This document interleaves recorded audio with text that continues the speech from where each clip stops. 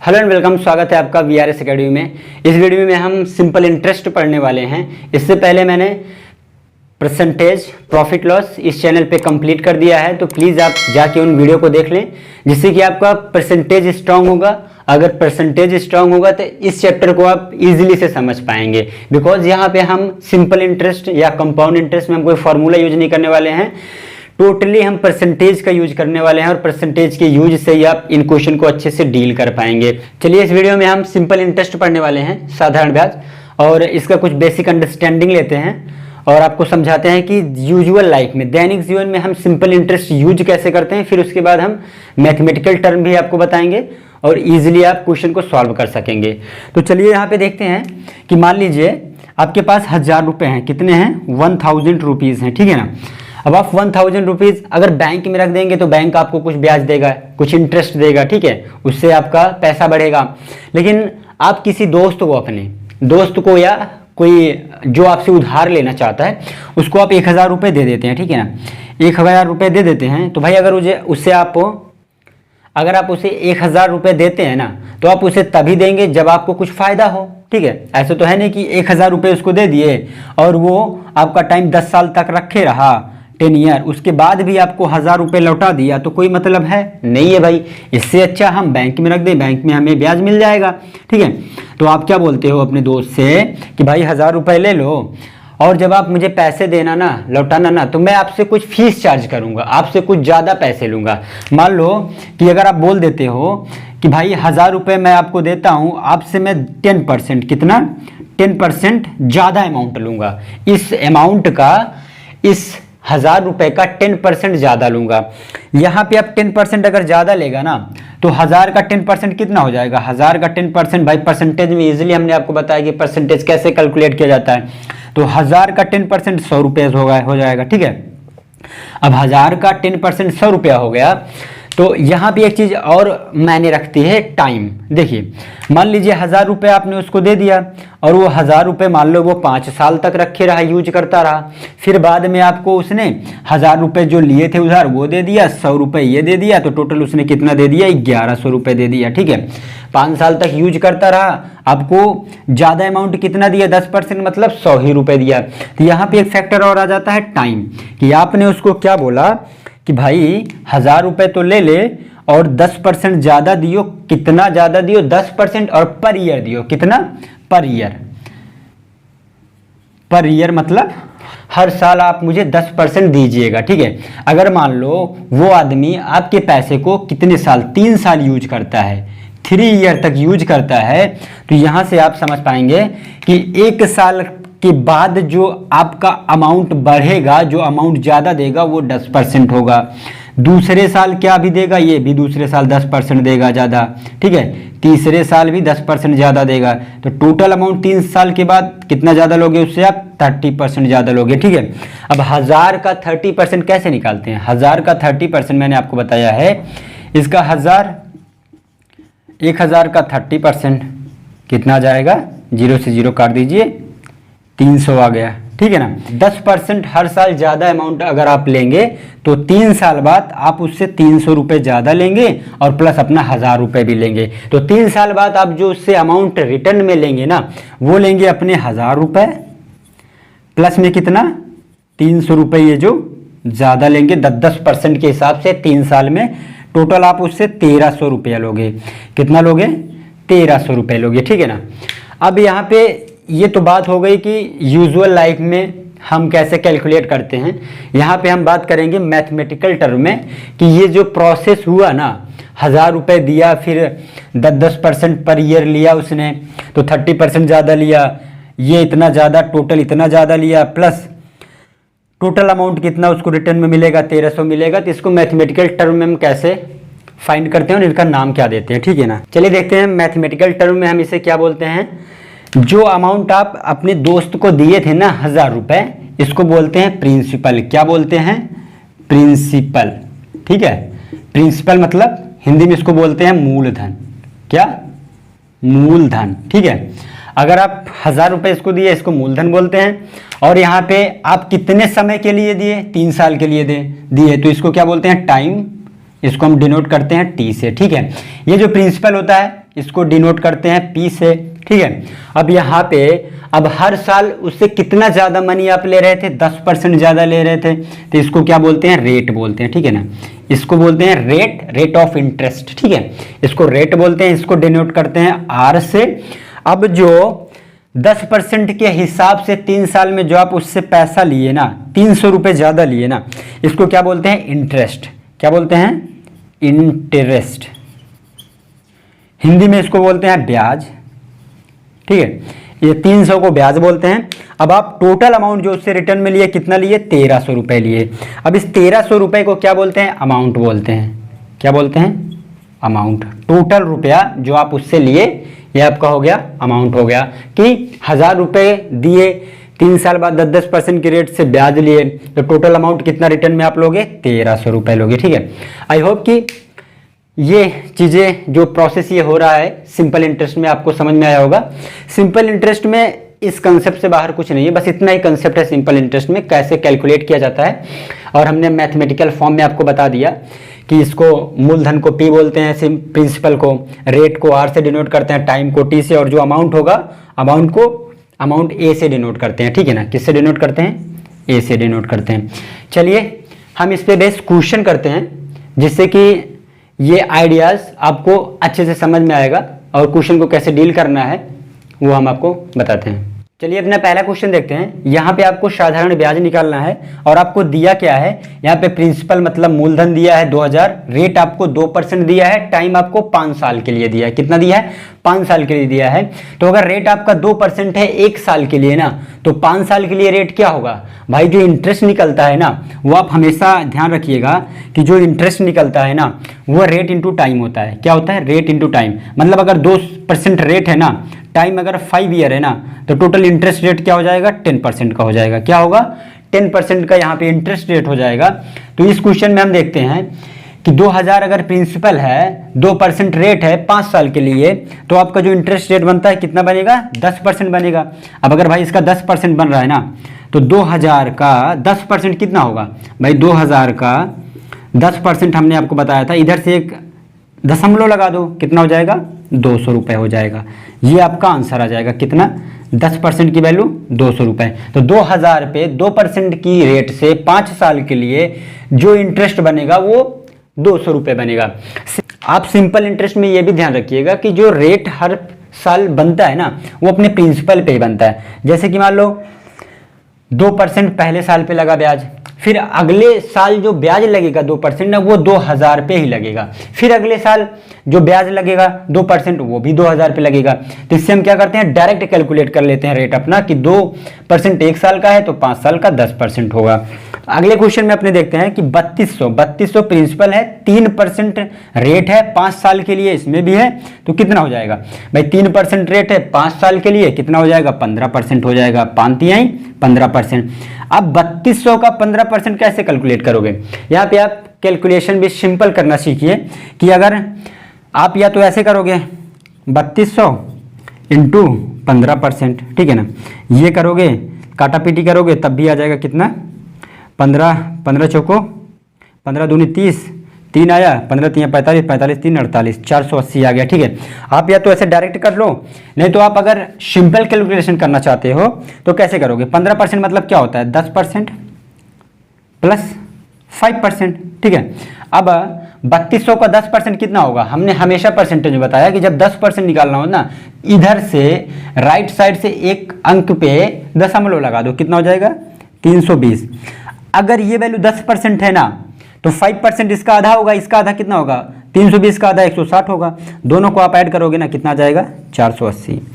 तो 3200 का 15% कितना आ गया, 480 आ गया, ठीक है। यहाँ पे भाई मैं फार्मूला यूज नहीं कर रहा हूँ, जो कि एक साधारण ब्याज का फार्मूला होता है, साधारण ब्याज इक्वल टू PRT/100। ये फार्मूला आप सोच रहे हैं कि भैया ये क्यों नहीं बता रहे, ठीक है। तो ये फार्मूला होता है तो इस फार्मूले को हम यूज इसलिए नहीं करेंगे, बड़े बड़े क्वेश्चन में आप ना ये कंफ्यूज हो जाओगे। आप इस फार्मूले को याद मत रखो, जितने देर में आप फार्मूला लिखोगे ना, उतने फार्मूला लिखोगे, वैल्यू पुट करोगे, उतने में अगर आपको परसेंटेज अच्छे से डील कर पा रहे हो ना तो आंसर निकाल दोगे, ठीक है ना। जैसे इस वाले फार्मूले में आप यहाँ पे इस वाले क्वेश्चन में आप फार्मूले पे रखते हैं ना, जितना देर में आप पुट करोगे वैल्यू ना, उतने में 15% इसका 480 आपका तुरंत आंसर आ जाएगा। तो प्लीज आप फार्मूले से दूर रहें। अगर आप प्रैक्टिस करना चाहते हैं तो फार्मूले से भी प्रैक्टिस कर सकते हैं, लेकिन आप फार्मूले से दूर रहें। आप परसेंटेज को अच्छे से प्रैक्टिस कीजिए। पूरा कंपाउंड इंटरेस्ट, सिंपल इंटरेस्ट, कितने भी डिफिकल्ट क्वेश्चन होंगे एसएससी सीजीएल के, सीएचएसएल के या रेलवे के किसी भी एग्जाम के क्वेश्चन आप इजीली परसेंटेज से डील कर पाओगे। चलिए अपना अगला क्वेश्चन देखते हैं। यहाँ पे आपको अमाउंट फाइंड करना है कि मतलब 1600 रुपये अगर मूलधन था ना, प्रिंसिपल था, 8% का रेट था 5 साल के लिए, तो उसके बाद 1650 5 साल बाद कितना वैल्यू हो जाएगा, ठीक है ना। यहाँ पे अगर रेट 8% है 5 साल के लिए, तो टोटल रेट आपका क्या हो जाएगा, rate into time, total interest आ जाएगा, कितना हो जाएगा, 40% का हो जाएगा। 40% वैल्यू बढ़ जाएगी। 1650 40% अगर बढ़ाना है ना, मैंने हमेशा आपको परसेंटेज में बताया है कि किसी वैल्यू को अगर 40% आप बढ़ा रहे हो ना, तो ये 140% हो जाएगी, बटा 100 से मल्टीप्लाई उस वैल्यू को आपको करना है। तो ये 140 बटा 100 से आप मल्टीप्लाई करना है उस वैल्यू को, तो 40% बढ़ जाएगी। अब अगर 1650 था ना, 1650 था, उसको 40% बढ़ाना है, तो 140 बटा 100 से मल्टीप्लाई कीजिए, ये 0 से 0 काटिए, ये 14 का 5 से मल्टीप्लाई करोगे तो 70 आएगा, 7 हो जाएगा, 14 छंग 84, 84 7 91 हो जाएगा, और उसके बाद 14 कम 14, 14 6 20 3 23, कितना हो जाएगा 23, 2310 रुपया। तो 1650 5 साल बाद 8% की रेट पे साधारण ब्याज का रेट है भाई, यहाँ पे ध्यान दीजिएगा कि साधारण ब्याज है, ठीक है, सिंपल इंटरेस्ट पढ़ा रहे हैं। तो 5 साल बाद 8% की रेट से वैल्यू जो हो जाएगी वो 2310 रुपये हो जाएगी। दूसरा क्वेश्चन हम देखते हैं। 1500 रुपये यहाँ पे है, रेट है 12% का। 5 साल बाद आपका इंटरेस्ट कितना परसेंट हो जाएगा, 12 पंचे 60% हो जाएगा।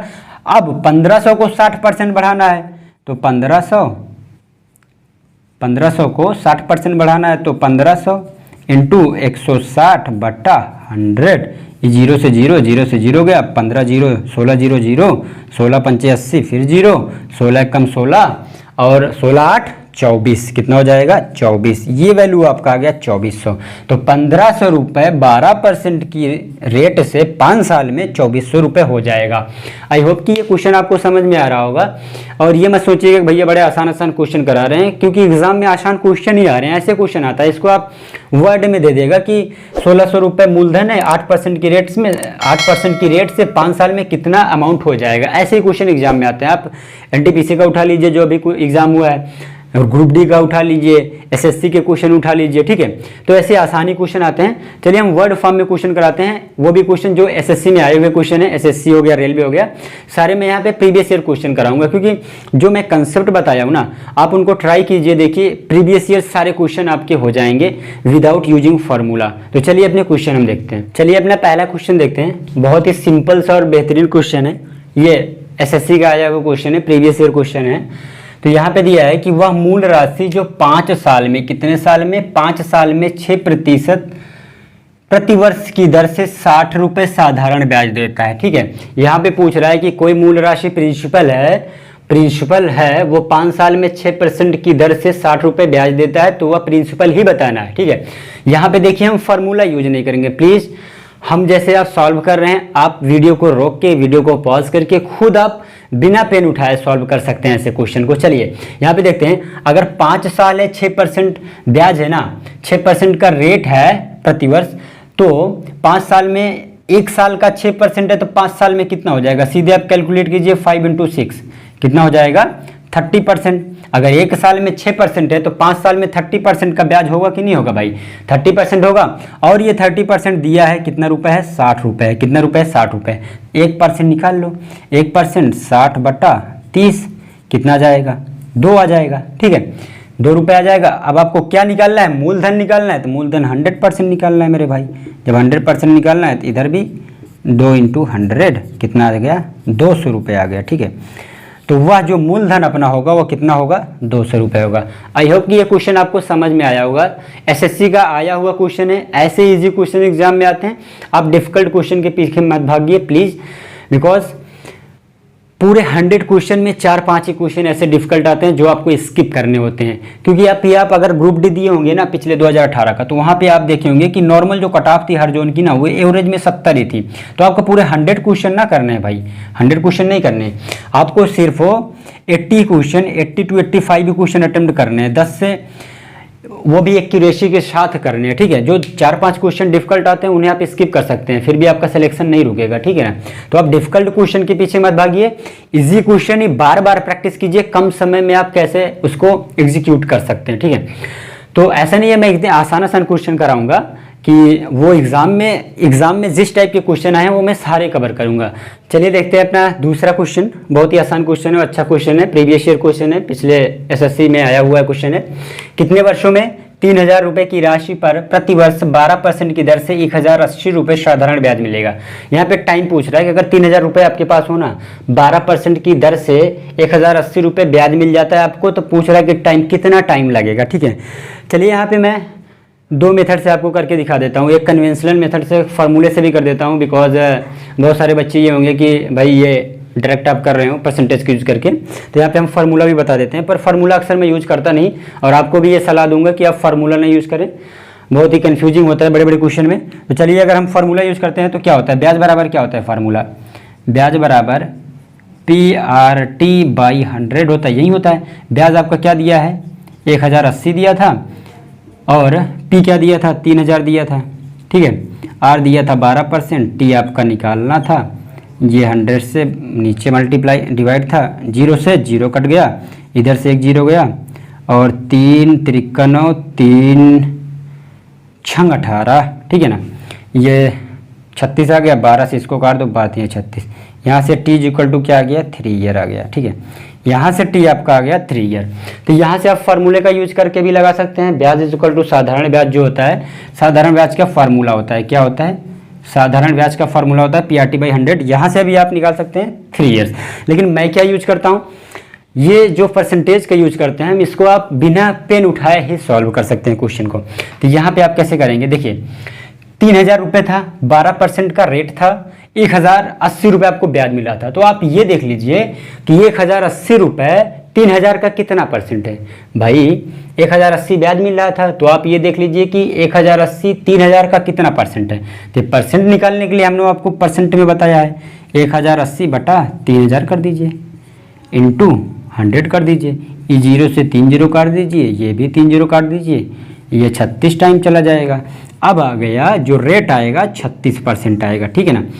1080 3000 का कितना था, 36% था, ठीक है।